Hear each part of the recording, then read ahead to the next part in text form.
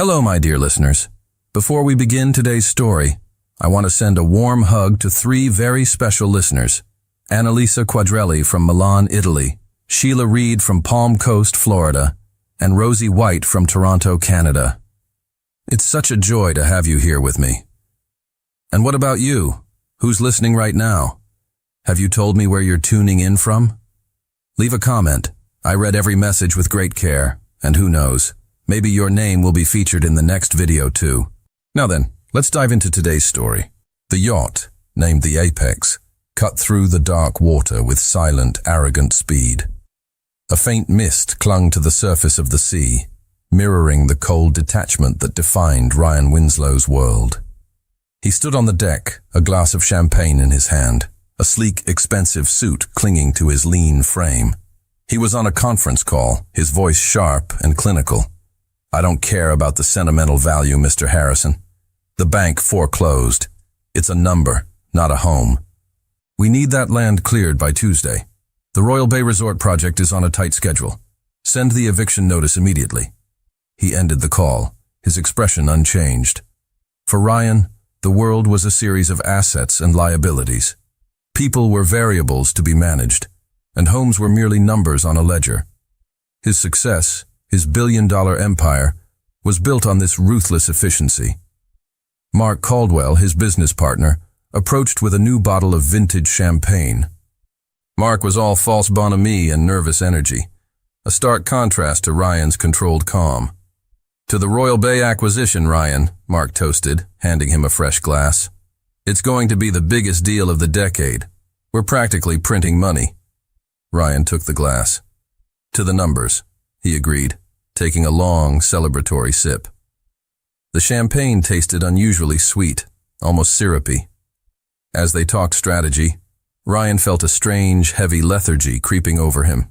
His muscles felt slack, his thoughts slow. He dismissed it as the cumulative effect of a stressful week and the alcohol he had already consumed.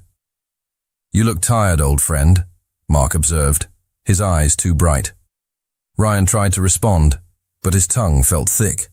A sudden terrifying clarity broke through the haze. This wasn't fatigue. This was deliberate. He looked at Mark, seeing the greed and fear etched around his partner's mouth. "Mark," Ryan slurred, trying to push himself away from the railing. "What did you—" Mark simply smiled, a cold, predatory expression. "Relax, Ryan. You've worked hard. Time for a long rest." Ryan fought the paralysis, his heart hammering against his ribs. He lunged, but the powerful muscle relaxant Mark had slipped into his drink was already taking hold. His legs buckled. He tumbled over the railing, hitting the cold, unforgiving water with a silent splash. Mark watched the ripples spread, then calmly turned and accelerated the apex, leaving the Billionaire to sink into the dark sea. Miles away, the sea was a churning, violent beast. Annie, her face slick with rain, stood on the deck of her father's small fishing boat, battling the rising swell. She was only 25, but her hands were calloused and strong, used to the brutal honesty of the ocean. "Hold steady, Annie!" Her father, a man weathered by the sea, shouted over the roar of the wind. "We need to get this net in before the squall hits." Annie braced herself, her eyes scanning the dark horizon. She loved the sea, but tonight it felt hostile. She was focused on the net, but a flicker of movement, something unnatural in the churning water, caught her attention. It was a dark shape, too large to be debris, too still to be a fish.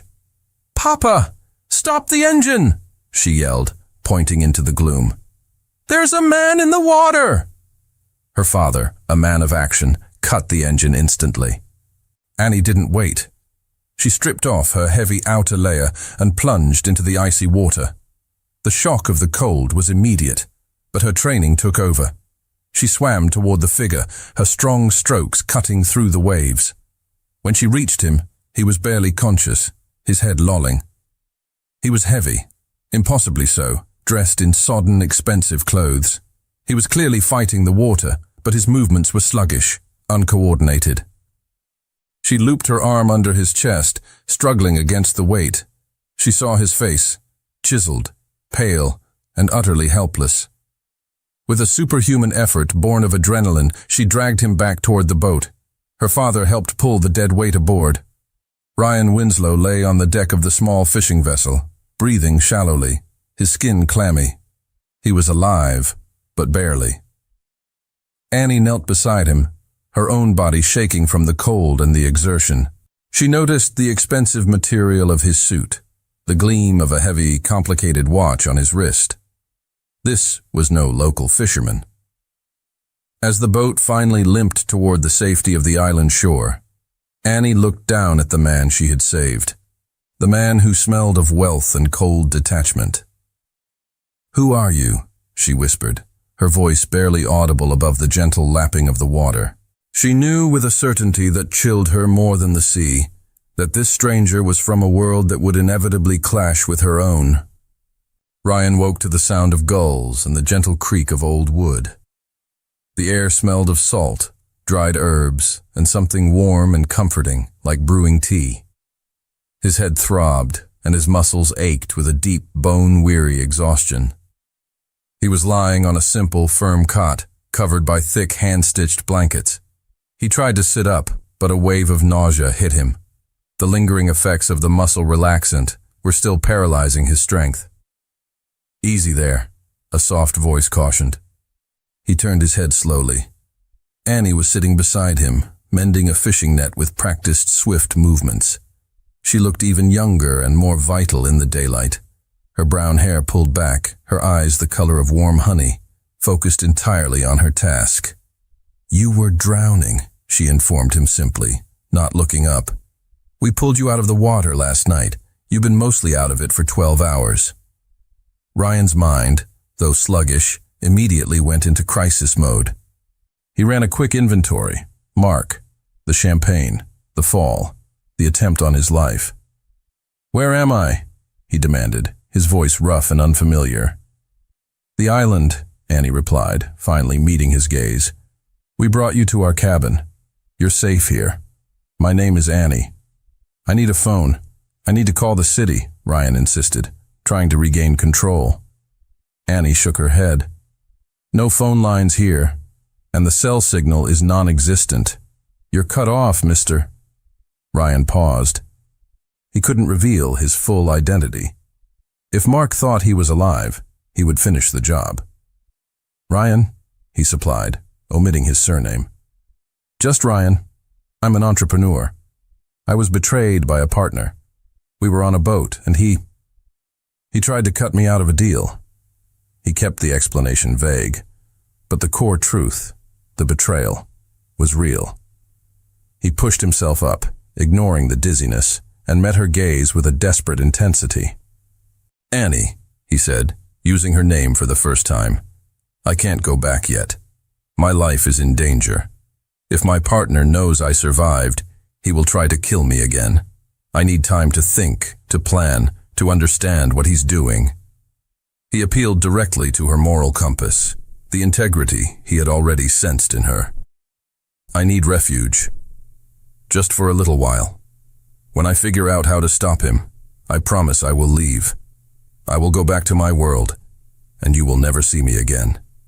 Annie looked at the sophisticated, desperate man before her. She saw the fear in his eyes, the genuine threat to his life. She also saw the arrogance of a man who assumed he could simply walk back into his life whenever he chose.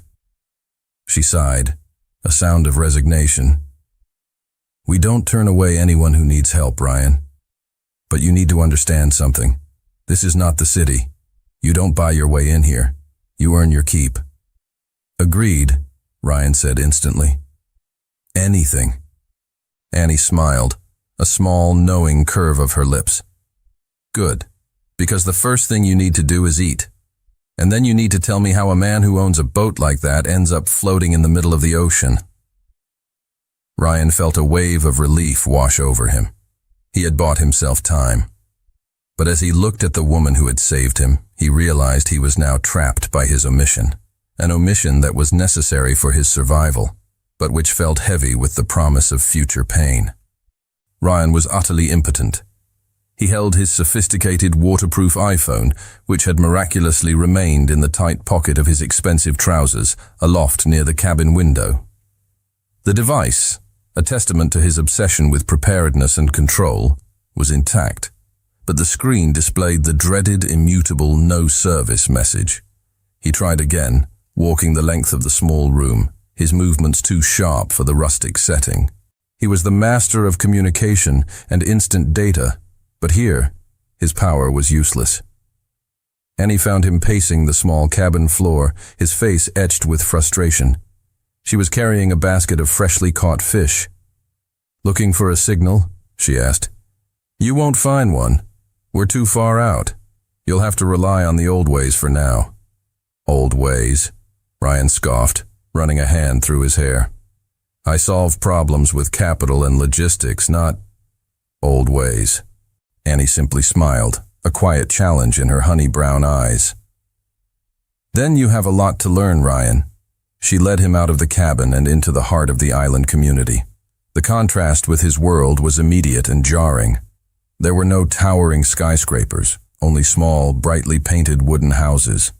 There were no luxury cars, only bicycles and small fishing skiffs. But what struck him most was the noise. Not the aggressive din of the city, but the sound of human connection. Laughter, children playing, neighbors calling out greetings. Annie took him to the small, sun-drenched clearing where she held her informal classes. A dozen children, ranging in age, were gathered around her, their eyes wide with excitement. "This is Ryan," Annie introduced him. "He's helping us with the fishing nets." The children immediately swarmed her, hugging her legs, showing her drawings, vying for her attention. Ryan watched as Annie, the strong fisherwoman, transformed into the passionate teacher. She spoke about literature, about the power of stories, her eyes glowing with a purpose he hadn't seen in any of his highly paid executives. "I teach them here," Annie explained to Ryan later, as the children dispersed. "The nearest proper school is a ferry ride away. They deserve access to the world, to ideas." "You don't get paid for this," Ryan observed, the habit of transactional thinking hard to break. "No," Annie replied, a hint of steel in her voice. "We do it because it needs to be done. We help each other." Ryan, the man who saw houses as assets, began to see people. He realized that the wealth of this community wasn't in their bank accounts. It was in their connections. He felt a sudden, profound need to repay her, to buy back a piece of his dignity. "Annie," he said, his voice regaining its corporate authority, "I know you don't want charity, but when I get back to the city, I will transfer you a sum of money, a significant amount, enough to change your life, fund this school, and ensure you never have to worry about supplies again." Annie didn't even flinch. She met his gaze, her expression gentle but firm. "We don't save lives for money, Ryan. We save because it's the right thing to do, and we don't accept payment for kindness. If you want to help, you can help me fix the roof on the shed." Ryan stared at her, utterly defeated. He realized that the sophisticated tools he relied on, his wealth, his influence, his control, were useless. He was stripped bare, forced to operate on a completely different set of values. He felt an unexpected, dangerous attraction to Annie's fierce integrity, but it also served as a painful reminder of how empty his own world had become. He was a king without a kingdom, and his only path to survival was to earn his keep in a world where his money meant nothing. Annie, true to her word, put Ryan to work. The first task was mending fishing nets, a task that required patience, dexterity, and a complete lack of corporate arrogance. Ryan, the man whose hands were accustomed only to the smooth glass of a champagne flute or the cool metal of a steering wheel, was spectacularly inept. "You're holding it like a dead fish, Ryan," Annie teased, her laughter ringing out across the small dock. Ryan frowned, his brow furrowed in concentration. He was used to mastering complex financial models in hours, but this simple knot defeated him repeatedly. His frustration was a familiar, unwelcome feeling.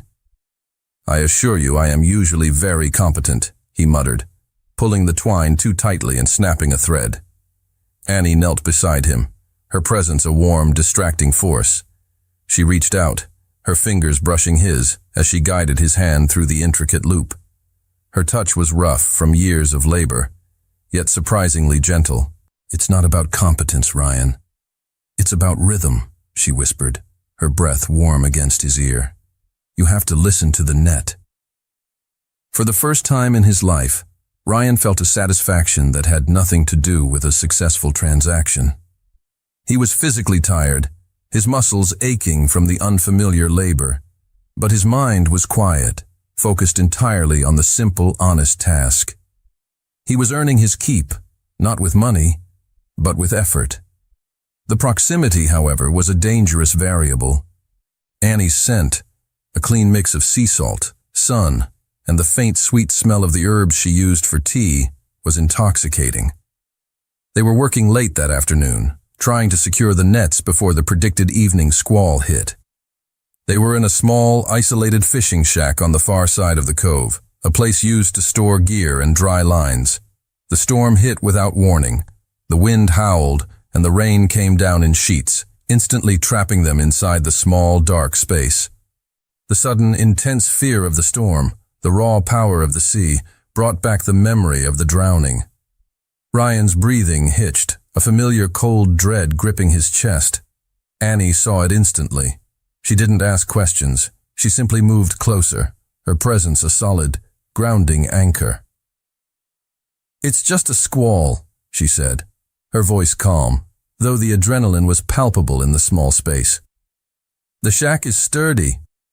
The fear and the adrenaline, combined with the intense proximity, created a volatile mix.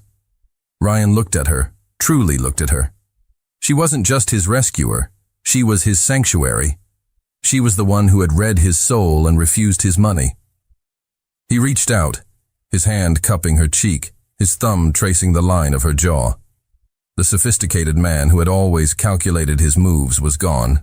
There was only the raw, desperate desire for connection, a connection he had never allowed himself to feel. He leaned in, his lips finding hers. The kiss was not impulsive, it was inevitable. It was a deep, consuming expression of admiration, gratitude, and a desire that had been simmering since the moment he woke up in her cabin. Her lips were soft, tasting of salt and the simple life he had come to crave. Ryan pulled her closer, his arms wrapping around her waist, deepening the kiss. He felt her response, a sudden fierce surrender that matched his own desperation. Suddenly, Annie broke the kiss, pushing back against his chest, her heart hammering against her ribs. Her eyes were wide, filled with a beautiful, terrifying confusion. "Ryan," she breathed, her voice shaky. "We can't." He didn't release her. He held her gaze, his eyes burning with an intensity that belied his usual control. "I know," he whispered, his voice rough with emotion. "But I have never wanted anything, or anyone like I want you, Annie." The air crackled with the unspoken truth. The physical labor had brought them closer, but the storm had revealed the depth of the emotional current pulling them under. The near kiss in the fishing shack had been a seismic event, shattering the fragile neutrality they had established. The next few days were marked by a charged silence. They worked side by side, their hands occasionally brushing, each touch sending a jolt of electricity that was instantly suppressed. They were both acutely aware that they were falling in love, a development that complicated Ryan's mission and threatened Annie's world. One evening, after dinner, they sat on the small dock, the air cool and calm, the sky a velvet canvas dusted with stars. The silence was comfortable, a sign of their growing intimacy. Ryan broke the silence. "Tell me about your future, Annie. What do you see when you look at those stars?" Annie sighed, pulling her knees to her chest. "I see the island. I love it here. It's home. But I also see the books, the stories, the world I studied in college. I want to use my literature degree for something more. I want to build a proper school here, a place that connects our children to the wider world." She turned to him, her expression serious. "But that future is under threat.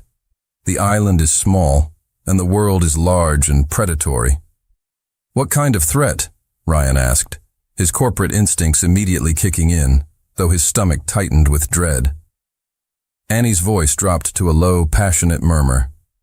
A huge real estate developer. They want to buy up the entire village, force everyone out, and build some kind of luxury resort. She pointed vaguely toward the coast. They've been sending agents, offering lowball prices, using legal threats. They are trying to erase us, Ryan. To turn our home into a playground for the rich. Ryan felt a cold sweat break out on his forehead. He knew exactly what she was talking about. The Royal Bay Resort. The massive, secretive deal he and Mark had been celebrating on the Apex. "And what are you doing about it?" he asked, trying to keep his voice neutral. Annie's eyes flashed with a fierce, defiant light. "We fight. We have a small activist group. We meet every week. We organize. We try to find legal loopholes. We are trying to raise awareness." She laughed, a short, bitter sound. "But we are like ants against an anteater, Ryan. They have the money, the lawyers, the power. But we have the moral ground. We have to fight because if we lose this, we lose everything that makes us us." She looked at him, her passion burning bright. "I know you're a businessman, Ryan, but you have to understand. This isn't just property. This is where generations of families are buried. This is our history." Ryan felt a physical pain in his chest. He was the anteater. He was the man responsible for the destruction she was fighting so fiercely against. He had founded the company. He had signed off on the initial plans for the Royal Bay Resort. He had been so far removed from the ground operations, so focused on the bottom line, that he had never bothered to ask how the properties were being acquired. He had simply trusted Mark to handle the logistics. He realized that Mark hadn't just tried to kill him for the profits. Mark had been operating a criminal enterprise under the guise of the Winslow Property Holdings, knowing Ryan would never approve of such cruel tactics. Ryan's initial reason for returning, revenge against Mark, suddenly felt small and selfish. Now he had a far greater, more terrifying motivation. Redemption with Annie. He looked at the woman he was rapidly falling in love with, the woman who hated the company he founded. He felt a sickening knot in his stomach. He was trapped. He was falling for the woman who was fighting the monster he created. The next morning, the abstract threat Annie had described became brutally real. Ryan was helping Annie's father, a kind, weathered man, repair a small engine near the docks. Ryan was still clumsy, but he was learning the rhythm of the work, his mind surprisingly clear. Suddenly, a wail of despair cut through the morning air. A woman from the village, Mrs. Elena, appeared on the dock, her face streaked with tears, clutching a small, worn box of belongings. She was sobbing uncontrollably, her body shaking with profound grief. Annie rushed to her side, immediately holding her. "Elena, what happened? What is it?" Elena could barely speak, holding up a crumpled legal document. "They came, Annie. The officers. They said I had to leave. Today. They said the house belongs to the Winslow Property Holdings now." Annie's eyes flashed with a deep, righteous anger. She turned to Ryan, explaining the situation, her voice tight with indignation. "This is what they do, Ryan. Elena's family has owned that house for 3 generations. There were no debts, no foreclosure. But the Winslow Property Holdings uses these aggressive legal tactics. They find some obscure zoning violation, some ancient easement, and force a sale at a fraction of the value. They are buying the houses out from under people who can't afford the legal fight." She pointed to the document in Elena's hand. "They are systematically destroying our community, one family at a time, just to build their damned Royal Bay Resort." Ryan felt a wave of icy coldness wash over him. He looked at Elena, the physical manifestation of the numbers he had always dismissed. He saw the genuine, soul-crushing pain of a woman losing her home, her history, her security. He knew the name on the document. He knew the company. He knew the resort. He was the Winslow Property Holdings. The realization was a crushing blow. He had always seen himself as a shrewd businessman, not a villain. He had assumed Mark was handling the acquisitions legally, just quickly. He had never imagined this level of cruelty. He realized Mark wasn't just trying to kill him for the money. Mark was using the cover of Ryan's disappearance to implement a scorched earth policy, knowing Ryan would never have approved such unethical, inhumane methods. Ryan, the man who saw people as numbers, felt the full, agonizing weight of his own monstrous creation. He was the anteater Annie was fighting. He looked at Annie, her face contorted with fierce compassion for Elena. He knew that if she discovered the truth now, he would lose her forever. He was not just the man who omitted his identity. He was the source of her community's suffering. He now had 3 overwhelming motivations. 1. Survival. Stop Mark before he tried again. 2.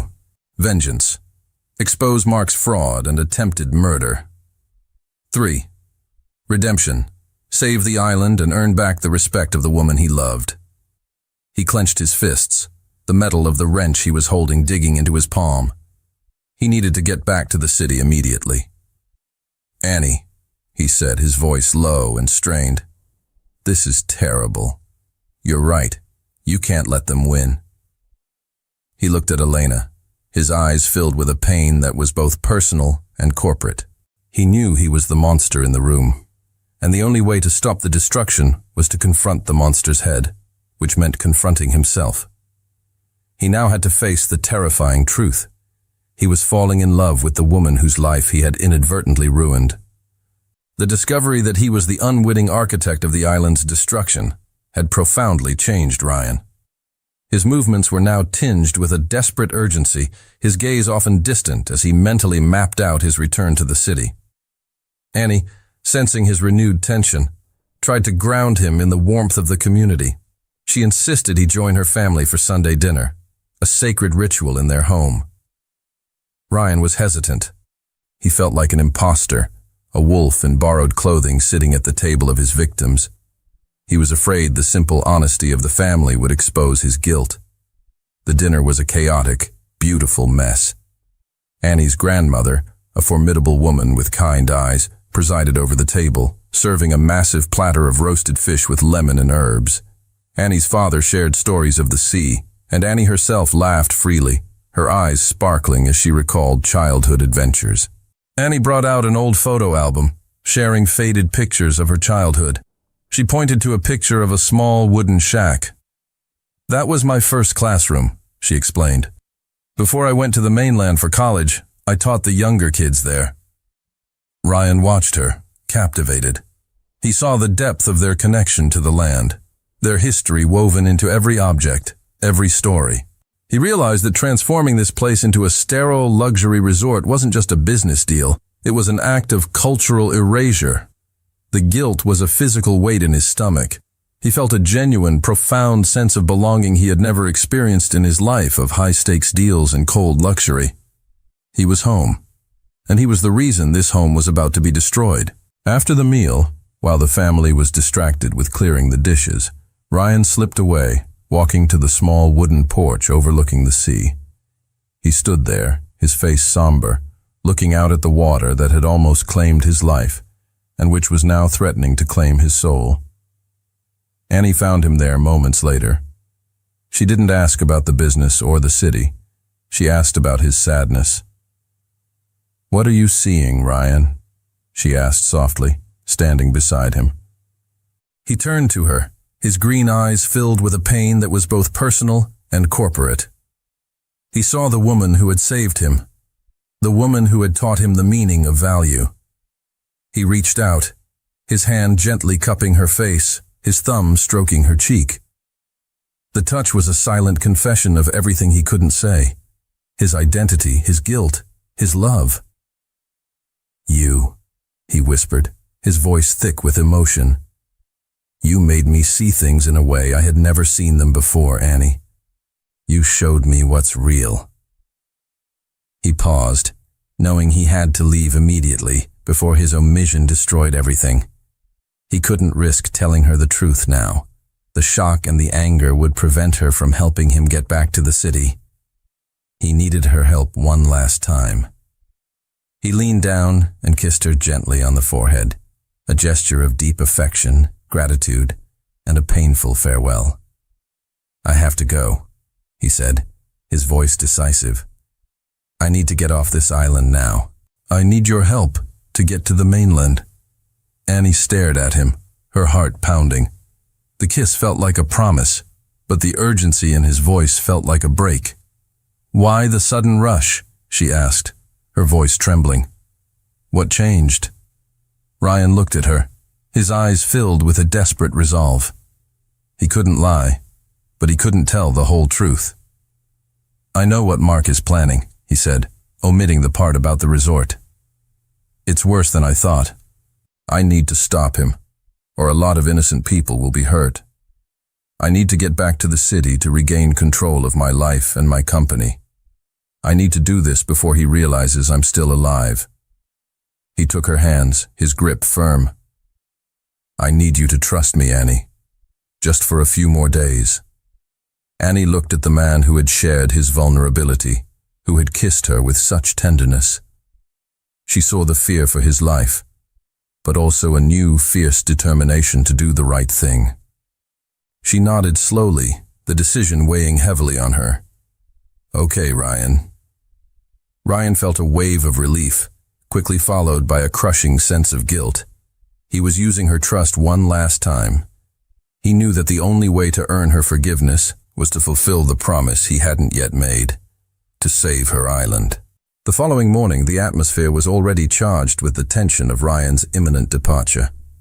Annie was preparing a large breakfast, her movements sharp and efficient, trying to distract herself from the looming farewell. Ryan was out on the dock, checking the boat with Annie's father, preparing for the trip to the mainland. A fisherman from the neighboring cove, Mr. Silas, arrived early, having just returned from a rare trip to the city. He carried a small sack of mail and supplies, including a recent city newspaper.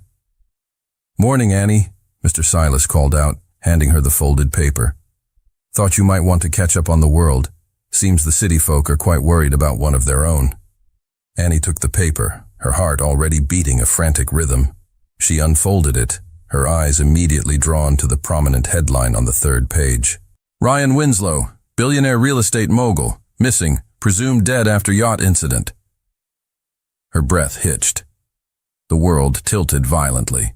She stared at the accompanying photograph. It was a professional headshot, cold, impeccably tailored, and utterly familiar. It was Ryan. The name on the headline was the same name on the legal documents that threatened her neighbors, Winslow Property Holdings. The paper slipped from her trembling fingers and landed on the wooden floor. The shock was immediate, but the clarity that followed was even more devastating.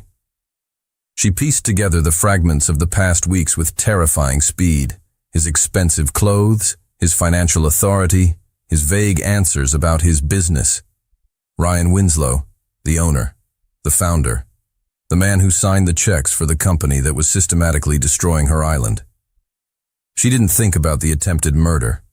She thought about the infiltration. He hadn't been hiding from Mark. He had been gathering intelligence. He had been sleeping in her cabin, sharing her meals, kissing her under the stars, all to disarm the leader of the resistance movement.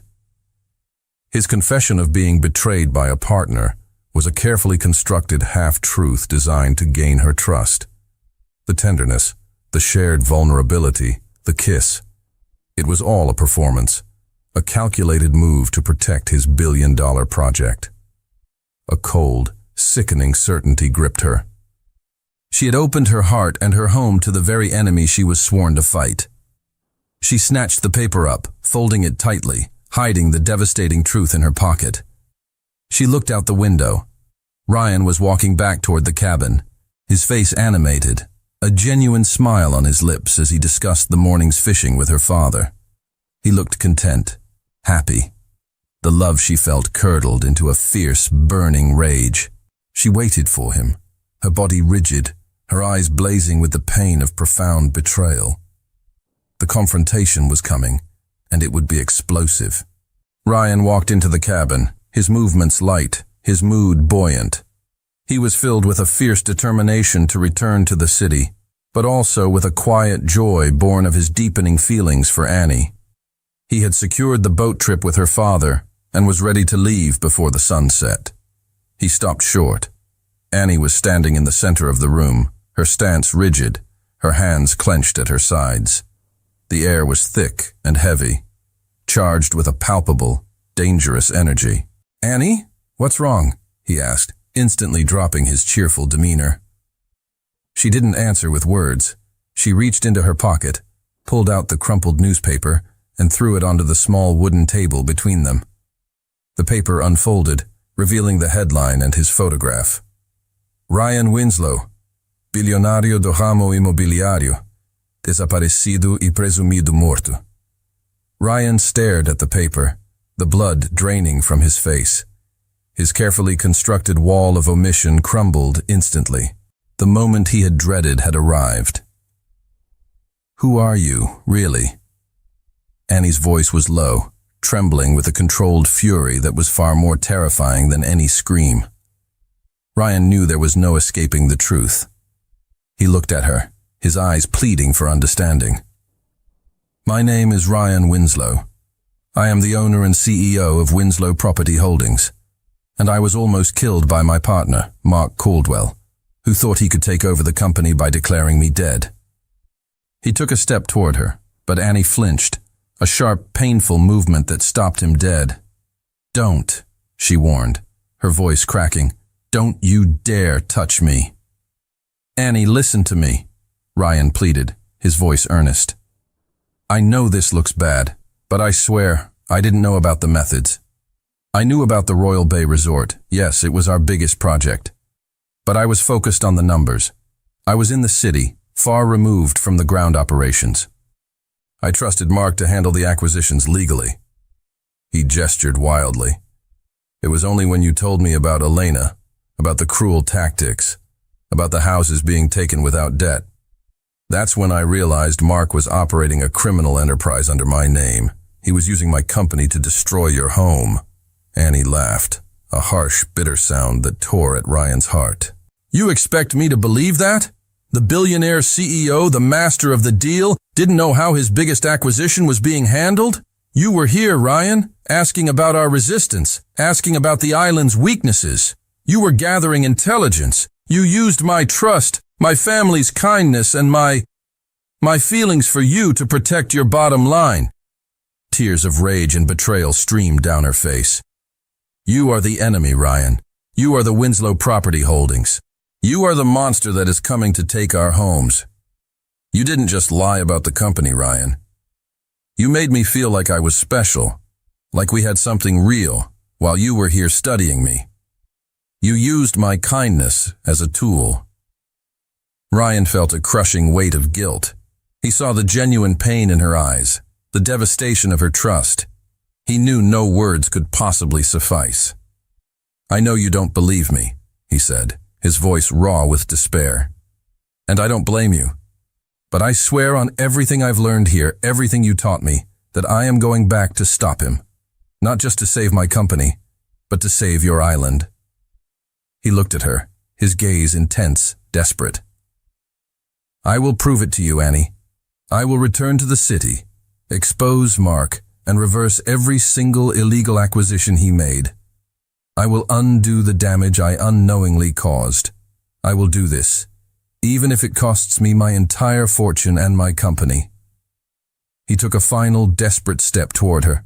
"The only way I can prove I love you is by proving I am not the man you think I am. I am going to prove to you that I am not lying. I will go back and fix this, even if it costs me everything." The confrontation had left the cabin vibrating with raw emotion. Annie stood rigid, her arms crossed, the remnants of her love battling the overwhelming evidence of betrayal. Ryan knew he couldn't waste another second arguing. He had to leave before Mark consolidated more power, or worse, sent someone to finish the job. "I need your father to take me to the mainland now," Ryan stated, his voice now purely focused on logistics. "I need to move fast." Annie remained motionless, her eyes cold and distant. "Why should I help the man who is trying to destroy my home?" "Because if you don't, Mark wins," Ryan countered, appealing to her activism. "He will continue the acquisitions, and the resort will be built.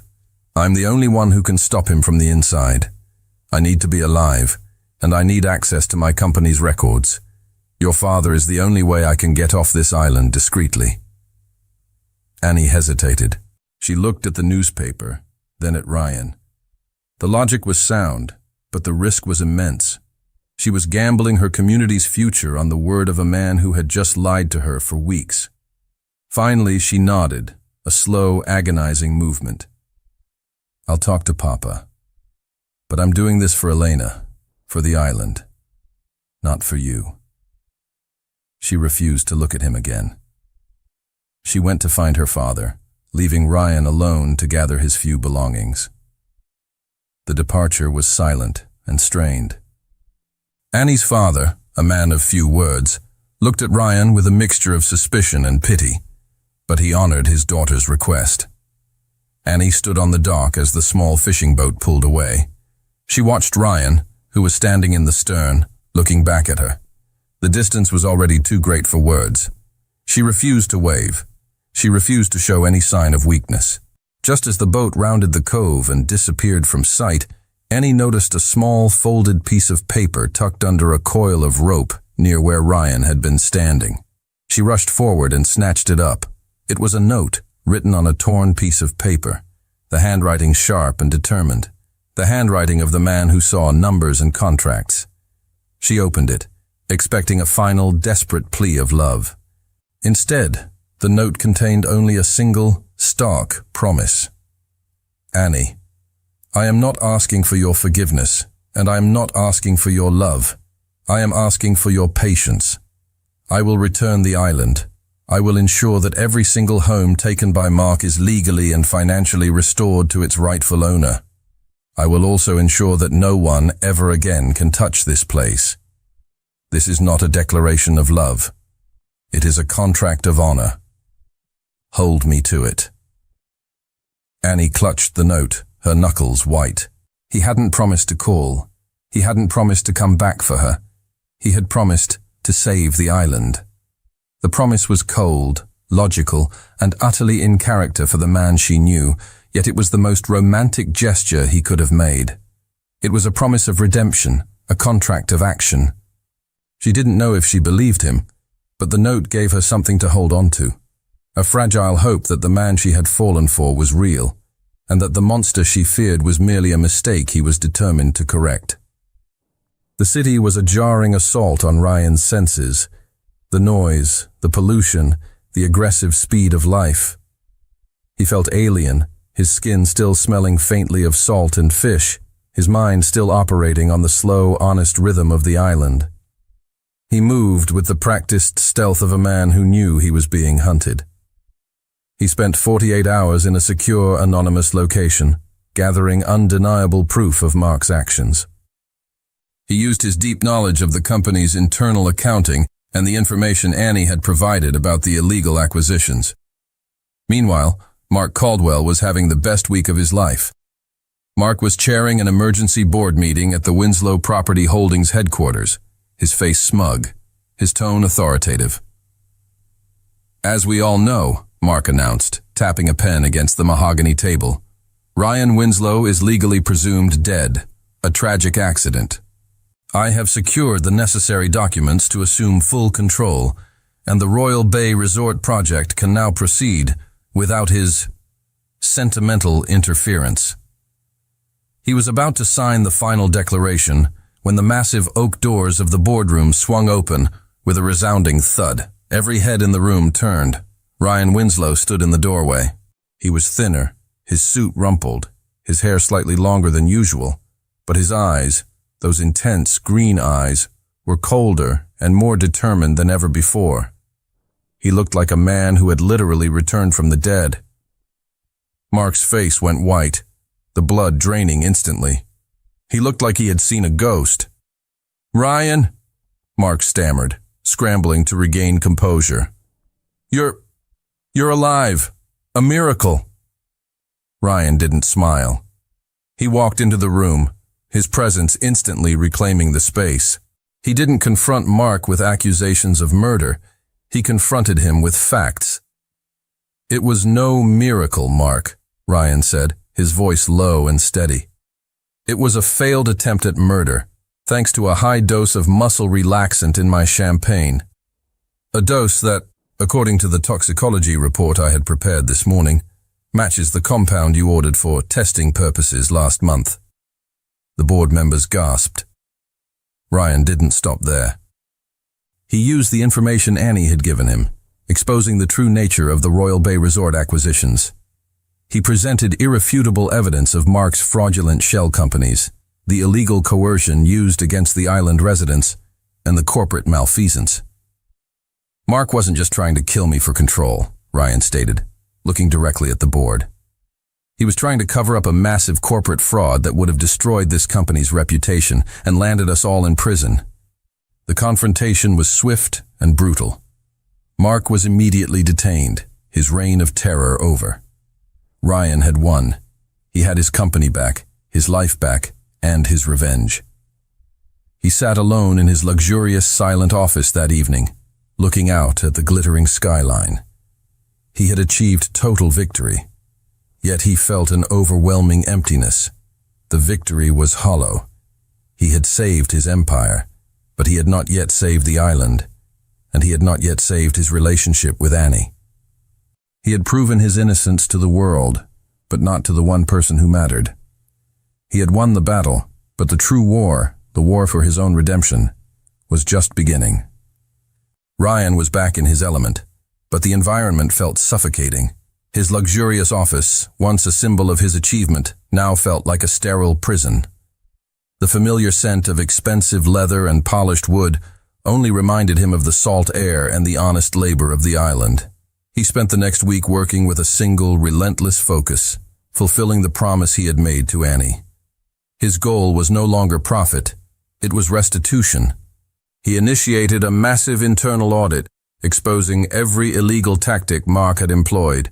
He worked with his legal team, not to defend the company, but to dismantle the injustice.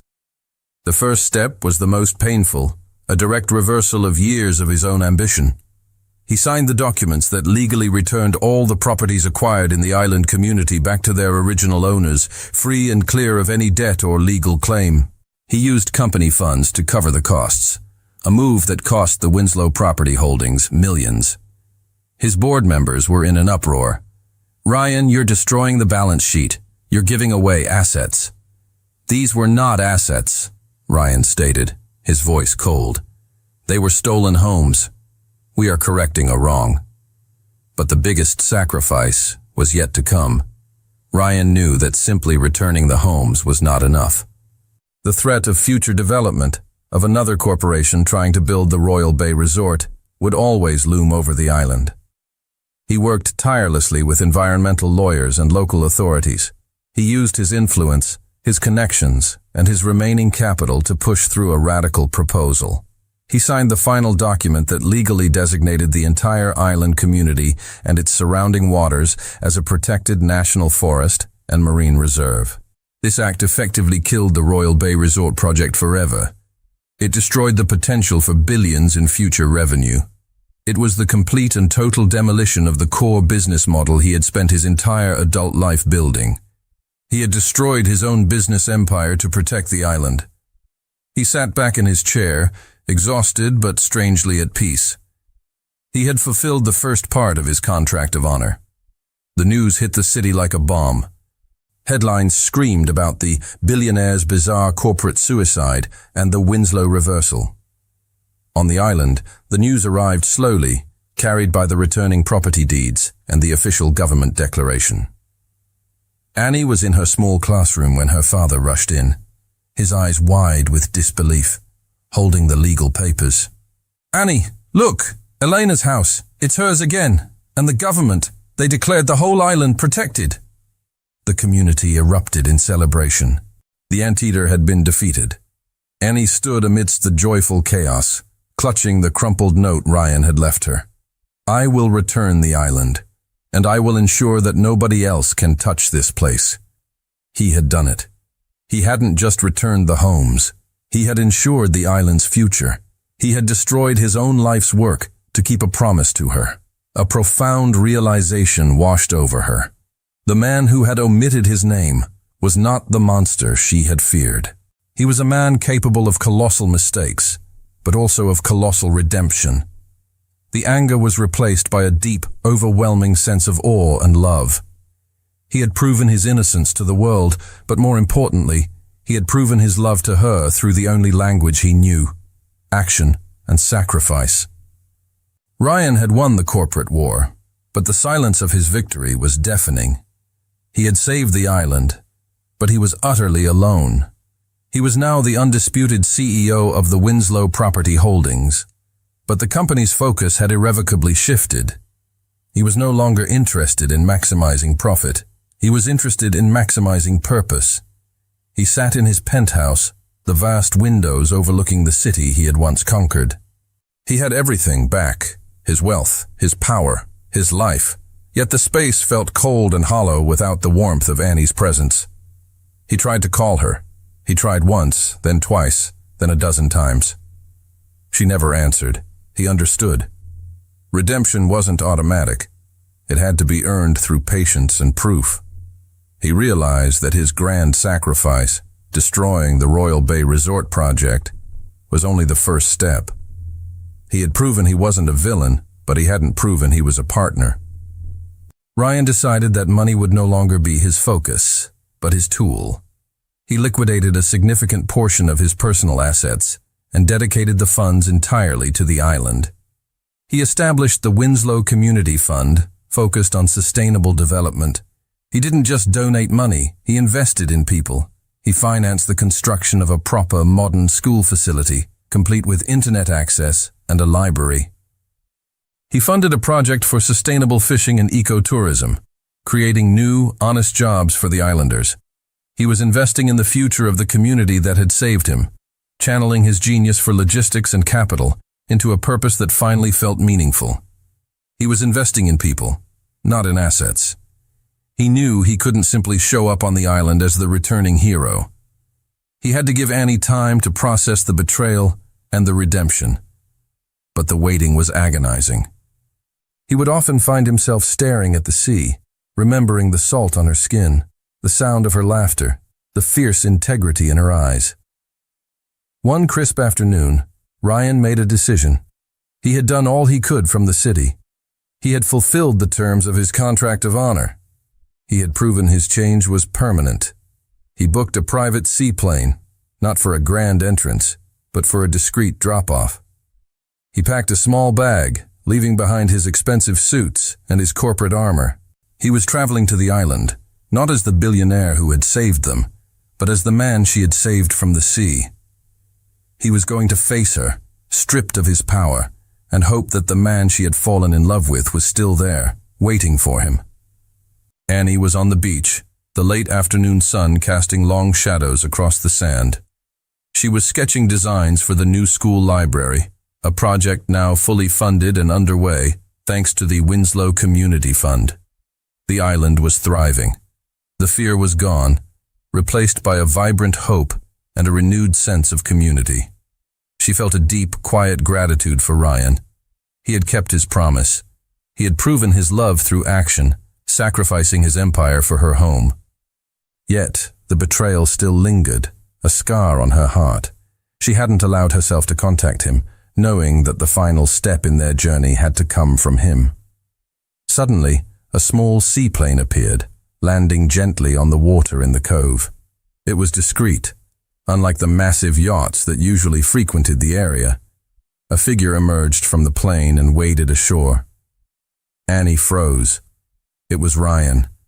He was wearing simple, well-worn clothes, a faded blue shirt and canvas trousers.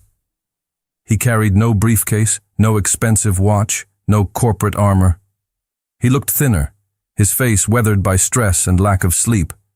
But his eyes, those intense green eyes, were focused entirely on her. He stood on the sand, a few feet away, making no move to approach until she gave him permission. He was no longer the arrogant billionaire.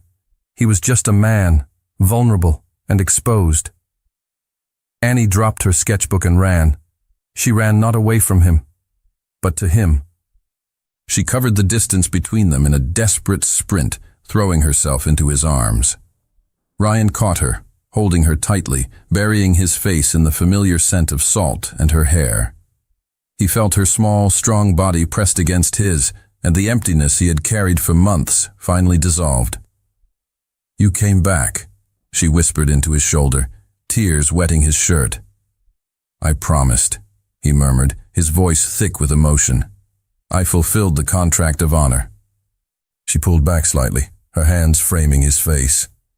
She looked at the man who had destroyed his life's work for her. "You destroyed the project of your life," she said, her voice filled with awe. Ryan looked at her, his gaze unwavering. "You didn't just save me from the sea, Annie.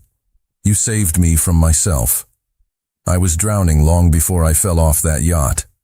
I was drowning in numbers and greed. You showed me what real value is." He took her hands in his thumbs tracing circles on her palms. "I didn't destroy the project of my life, Annie," he corrected, his voice firm. "I rebuilt it. I rebuilt it around purpose, around community, and around you." He slowly knelt down on the sand, ignoring the sharp shells and the wet grit. He reached into his pocket and pulled out a small, simple velvet box. "I came here to fulfill the final clause," he said, his eyes shining with love. "I don't have a corporate proposal this time. I have a genuine one." He opened the box, revealing a simple, elegant ring. "I want to be your partner, Annie. Not in business, but in life. I want to build a future here, with you, where we measure success not by profit, but by the laughter of children and the strength of our community." He looked up at her, his heart laid bare. "Will you marry me, Annie? Will you give me a lifetime to prove that the man you saved is the man you deserve?" Tears streamed down her face, but her eyes were bright with certainty. "Yes," she whispered, her voice choked with happiness. "Yes, Ryan. I will marry you." He stood up, sliding the ring onto her finger. It was a perfect fit. He pulled her into a kiss that tasted of salt, redemption, and the promise of a life built on solid ground. 2 years later, the island was unrecognizable, yet perfectly preserved. The Winslow Community Fund had transformed the village. The new school, a bright modern building designed to blend with the landscape, was a hub of activity and had become a model for rural education across the state. The sustainable fishing and tourism projects ensured that the community was thriving, not just surviving. It was a warm, sunny afternoon, and the entire island community was gathered for a celebration. The first birthday of Lily, Ryan and Annie's daughter. Ryan, no longer the cold, impeccably dressed CEO, was on his knees in the grass, his shirt stained with cake frosting, trying to coax a giggle from his daughter. He was fully present, his laughter genuine and unrestrained. Annie watched him from the porch, her heart full. He was still a powerful man, but his power was now channeled into nurturing and protecting what he loved. He was a man who had found his purpose. Later, as the party wound down, Ryan took Annie's hand and led her away from the noise, toward the secluded cove where he had almost drowned. They stood at the water's edge, the setting sun painting the sky in soft hues. "Do you remember what I told you on the apex?" Ryan asked, his arm wrapped securely around her waist. "That you were celebrating the biggest deal of the decade," Annie replied softly. "Exactly," he said. "I thought success was measured by the size of the acquisition. I thought the Royal Bay Resort was the pinnacle." He turned to her, his eyes filled with a love so profound it made her breath catch. "I was wrong. The biggest deal I ever closed wasn't real estate. It was the contract of honor I signed with you." He reached into his pocket and pulled out a small, tarnished object, the expensive, complicated watch he had been wearing when he fell into the sea. "This used to measure my life, minutes, hours, deadlines. Now it's just metal." He dropped it into the sand. "You," he continued, placing his hand over her heart, "you measure my life in purpose, in connection, and in love." He looked toward the horizon, then back at the island, at the thriving school, the busy docks, the happy homes. I used to see people as numbers and money as the only metric. Now my greatest asset is the laughter of our daughter, the strength of this community, and the fact that I get to wake up next to the woman who taught me how to live. He kissed her, a long, tender kiss that held the promise of forever. Ryan Winslow was no longer the arrogant, cold billionaire. He was a husband, a father, and a man who understood that the true wealth of life lies not in what you own, but in who you love and what you build together. The island, once his biggest liability, had become his greatest redemption and his eternal home.